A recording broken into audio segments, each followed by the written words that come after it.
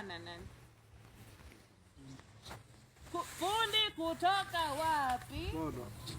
Molo, Nakuru. Lakini sisi wakazi wa hapa tukiletewa project na serikali tutalia. Watu wa hapa hawapatiwi kazi. Unataka kupewa kazi kivipi? Na hatuna mafundi.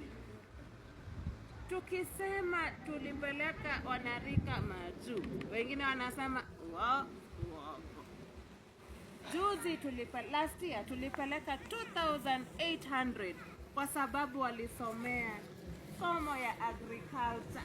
Ile tumekuwa tukidharau. Niko kwa shamba nalima tu viazi, nalima tu minzi. Unajua hiyo ni kitu ambayo iko na pesa? Kuna pesa. Hivi karibuni tunapeleka 1,000 wengine waende UK. Kwa sababu wale walienda wanasema bado wanarudi. Na wale wako huko wanasema tuongezee wengine kwa sababu kazi ni mingi. Wanarudi na pesa kuliko yangu, ya chief na wale walimu imeshikanishwa pamoja. Kwa sababu kule majuu wanalipwa na hours. Sio kama sisi unakaa kwa ofisi unangojea mshahara mwisho wa mwezi. Na ikifika uko na loan, uko na fuliza, uko na mrembo, uko na watoto, inaisha yote hata kabla ushike. Si ni ukweli?